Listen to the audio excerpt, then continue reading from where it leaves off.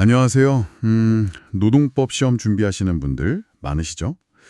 오늘은 정말 중요한 대법원 판결, 그 2021도 39034 판결이 있잖아요. 이른바 정규직 전환 채용 기대권 관련해서요.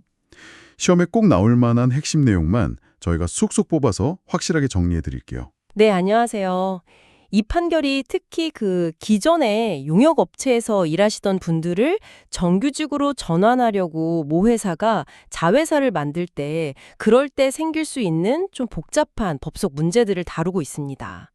근로자에게 과연 나 이제 정규직으로 채용될 거야 라고 기대할 만한 그런 법적인 권리, 즉 기대권이 언제 인정되는지 또 그 기준은 뭔지 이걸 명확히 하는 게 중요해요. 네, 맞아요. 그럼 가장 궁금한 것부터 여쭤볼게요. 도대체 어떤 경우에 법원이 이런 기대할 권리를 인정해 주는 건가요? 그냥 뭐 회사가 말로만 해줄게 이런다고 되는 건 아닐 테고. 아, 물론이죠. 그냥 뭐 가능성만 비춘다거나 단순 약속 정도로는 부족하고요. 법원은 신뢰관계가 정말 실질적으로 만들어졌는지를 봐요. 예를 들면 이 사건 같은 경우인데요. 정부에서 그 공공부문 비정규직 전환 가이드라인 이런 명확한 정책이 있었잖아요. 거기에 따라서 모 회사가 자회사를 만들고 아예 기존 용역업체 분들을 이 자회사의 정규직으로 전환하겠다. 이런 방침을 딱 정해서 발표를 한 거죠. 그리고 뭐 노사 전문가 협의회 이런 걸 통해서 그럼 누구를 대상으로 할 건지, 절차는 어떻게 할 건지, 임금 조건은 어떻게 할 건지 이런 세부 사항들을 상당히 구체적으로 논의하고 합의까지 했다면요. 아, 그 정도면 뭐랄까 근로자 입장에서는 아, 이제 진짜 이 자회사 정규직 되는 거구나 하고 강하게 믿을만 하겠네요. 기대할 만하고요. 회사를 왜 만들었는지 그 경위, 예를 들어 정부 지침 이행 같은 거요. 그리고 정규직 전환 방침이 얼마나 구체적이었는지, 노사 간에 어떤 내용으로 얼마나 협의가 진행됐는지, 또 뭐 과거에 비슷한 사례에서 고용을 승계해준 관행이 있었는지, 그 근로자가 하던 업무 성격은 어떤지 이런 것들을 다 종합적으로 따져서 판단하는 거예요. 이 사건에서는 한국도로공사가 정부 가이드라인 따라서 자회사를 만들고 기존 시설관리 근로자들이랑 구체적인 전환 협의를 했으니까 아, 이런 요건들이 충족됐다. 그래서 기대권이 인정된다. 이렇게 본 거죠. 아하, 그러니까 그냥 검토 중이다 이런 수준이 아니라 정부 정책 이행이라는 어떤 큰 틀이 있고 또 구체적인 노사 합의 과정 같은 실질적인 진행이 있어야만 근로자의 그 기대를 법이 보호해 주는 거군요.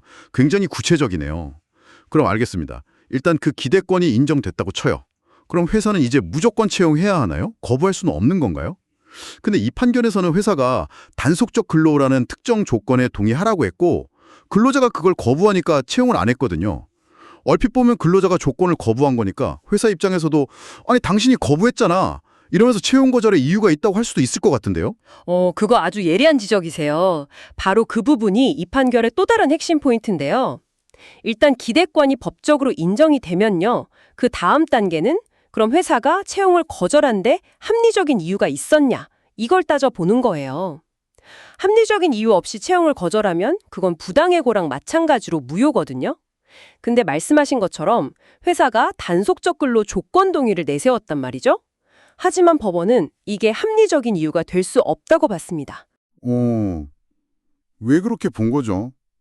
근로자가 동의 안 한 건 맞잖아요. 네, 그건 사실인데 중요한 건 회사가 제시한 그 단속적 근로 조건 자체에 문제가 있었다는 거예요.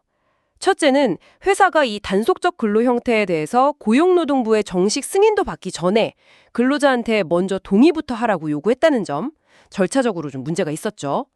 둘째는, 그리고 이게 더 결정적인데, 나중에 고용노동부가 보니까 해당 근로자들 업무가 단속적 근로가 아니라고 판단해서 승인 신청을 반려하거나 이미 내줬던 승인을 취소하기까지 했어요. 아, 진짜요? 그럼 애초에 말이 안 되는 조건이었네요? 그렇죠.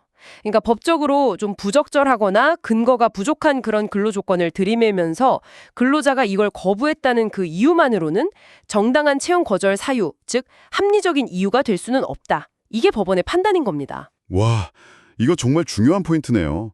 그럼 시험 준비하시는 우리 청취자 여러분들, 이 판결 관련해서 꼭 기억하셔야 할 핵심 제가 한번 정리해 볼게요. 첫째, 구체적인 사실관계, 특히 정부 지침 이행이라든지 구체적인 노사 협의 과정 같은 게 뒷받침되면 용역업체 근로자에게도 자회사의 정규직 전환 채용 기대권, 이게 법적으로 인정될 수 있다. 둘째, 이 기대권이 인정되면 회사는 합리적인 이유 없이는 채용 거절 못하는데 이때 그 합리적 이유라는 건 법적으로 타당해야지 회사가 내세운 조건 자체가 부적절했다면 그걸 근로자가 거부했다는 것만으로는 합리적 이유가 될 수 없다. 이 두 가지 맞죠? 네, 정확합니다. 아주 명쾌하게 정리해 주셨네요. 이 판결은 근로관계가 이렇게 바뀔 때 있잖아요. 그럴 때 신의 성실 원칙에 따라서 근로자의 신뢰를 보호하는 게 얼마나 중요한지, 그리고 채용을 거절할 때 요구되는 그 합리적 이유의 기준이 뭔지, 이걸 다시 한번 명확하게 보여주는 아주 중요한 판례입니다. 특히 공공부문 비정규직 전환 정책 관련 사례에서 나온 거니까 시험 준비하시는 분들은 꼭 숙지하셔야 해요. 네, 오늘 깊이 있게 살펴본 내용은 여기까지입니다. 시험 준비에 정말 큰 도움이 되셨기를 바랍니다. 마지막으로 제가 질문 하나 던져보고 싶은데요. 오늘 우리가 다룬 이 정규직 전환 기대권 법리 있잖아요. 이게 혹시 명확한 정부 지침이나 가이드라인 같은 게 없는 순수 민간 부문에서 기업 인수합병이나 구조조정할 때도 비슷하게 적용될 여지는 없을까요? 법적으로 보호받을 만한 정당한 기대의 범위, 과연 어디까지 넓어질 수 있을지 시험을 넘어서 한 번쯤 고민해 보시는 것도 좋지 않을까 싶습니다.